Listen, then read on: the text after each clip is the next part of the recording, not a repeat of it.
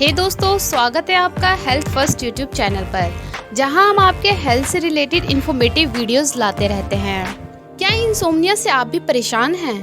Insomnia और कम नींद सेहत के लिए खतरनाक हो सकती है। एक अनुमान के अनुसार पुरुषों की तुलना में महिलाओं में अनिद्रा और नींद से जुड़ी समस्याएं ज्यादा होती हैं और इन समस्याओं के कारण मानसिक और शारीरिक स्वास्थ्य पर बुरा प्रभाव पड़ता है। यह समस्या किसी भी उम्र के लोगों के साथ हो सकती है।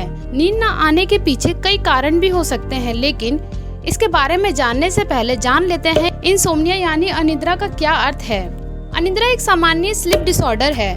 इसमें व्यक्ति को नींद आने में कठिनाई होती है या सोने के कुछ देर बाद ही नींद खुल जाती है और दोबारा नींद नहीं आती है। साथ ही सुबह उठने पर थकान महसूस होती है।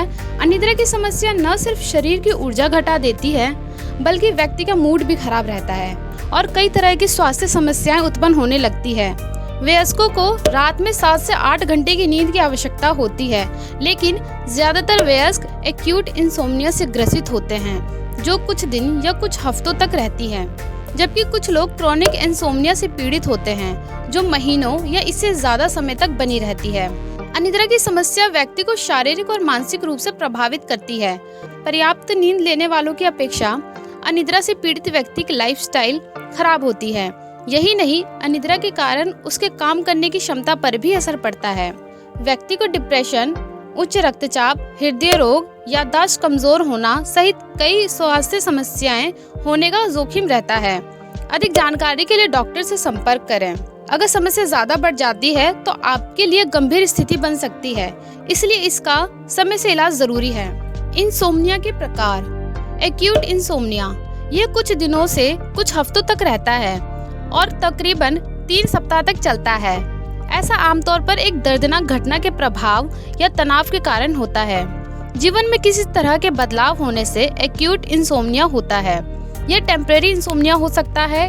इसके अलावा और भी कई दूसरे कारणों से भी नींद नहीं आती है, जैसे बहुत काम करना, बहुत घूमना, वातावरण में बदलाव। शॉर्ट टर्म एक्यूट इंसोम्निया खुद ठीक भी हो जाता है।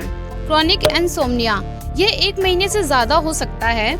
जब व्यक्ति को 1 महीने या उससे अधिक समय तक 1 सप्ताह में कम से कम 3 रातों तक अनिद्रा होती है, इसे क्रॉनिक इंसोम्निया कहते हैं।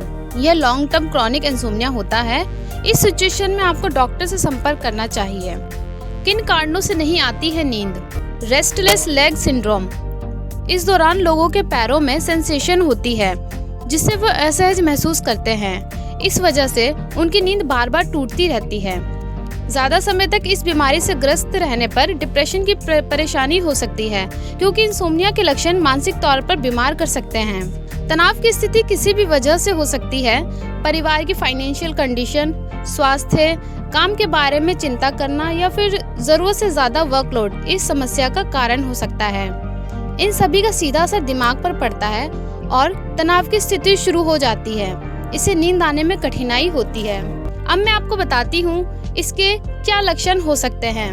रात में ठीक तरह से नींद नहीं आना, रात में सोना कम और ज्यादा जागना या बार बार नींद खुलना, नियमित कामों को ठीक से नहीं कर पाना, हमेशा थका हुआ महसूस करना, ज्यादातर चिड़चिड़ापन महसूस करना, दैनिक जीवन में बढ़ती हुई गलतियां या दुर्घटनाएं, ठीक से नहीं सोने की वजह से high blood pressure, heart attack, brain संबंधी बीमारियों का खतरा बढ़ सकता है।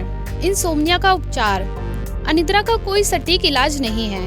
अनिद्रा के इलाज के लिए डॉक्टर सबसे पहले सोने का समय और दैनिक आदतों में बदलाव का सुझाव देते हैं, जो उचित नींद लेने में मदद कर सकते हैं। ऐसे में बेहतर होगा कि कुछ बातों का ख्याल रखा जाए, जैसे नियमित रूप से सुबह जागना और नियमित समय से ही सोना।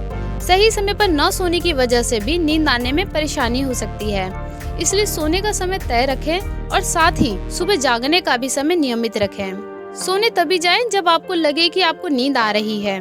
सोते समय अपने आप को रिलैक्स रखें। किसी भी बातों के बारे में न सोचें, क्योंकि सोने के दौरान सोचने की वजह से नींद आने में परेशानी हो सकती है।